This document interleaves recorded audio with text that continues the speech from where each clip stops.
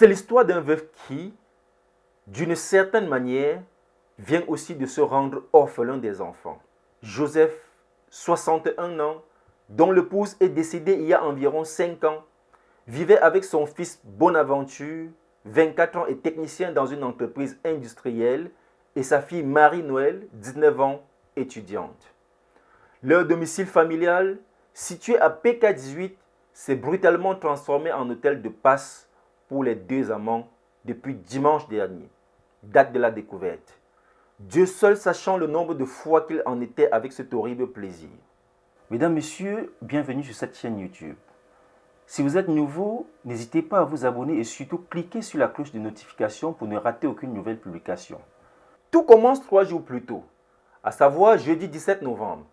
Papa Joseph programme un saut au village, à Dokama, département d'Unkam. Rien ne laisse présager le choc qu'il va subir à son retour. Retour prévu dimanche 20 novembre, mais qu'il avait repoussé, expliquant à ses enfants au téléphone ce matin-là que la personne censée le ramener avait eu un imprévu. Mais peu après, la personne qui devait ramener Papa Joseph à Douala croise ses amis des eaux et forêts de passage dans le coin. Ils ont un véhicule. Explication du contretemps, et voilà Papa Joseph embarqué dans le pick-up avec ses provisions. Descendu à PK18, Papa Joseph appelle ses enfants afin qu'ils viennent porter les provisions. Aucun d'eux ne décroche. Papa Joseph entreprend donc de descendre chez lui, muni juste d'un petit sac. À destination, le chef de la maison trouve la porte principale de son domicile fermée. Bien qu'il ait la clé, une intuition le pousse à vérifier celle de derrière.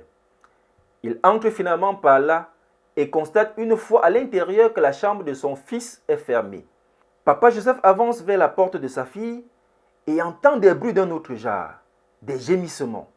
Il toque en ouvrant directement la porte non fermée et trouve ses deux enfants nus, en train de s'accoupler.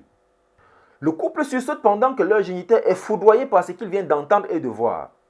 Papa Joseph s'effondre en poussant des hurlements. Des voisins accourent.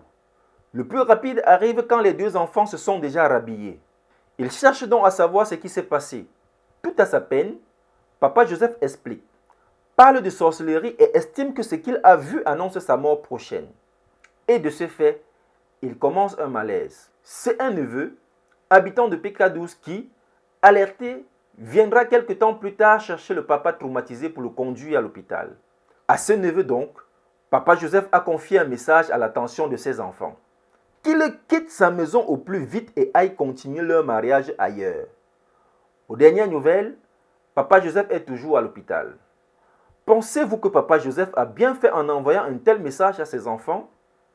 Et si vous étiez à sa place, qu'auriez-vous fait? Laissez-nous votre avis en commentaire sous cette vidéo.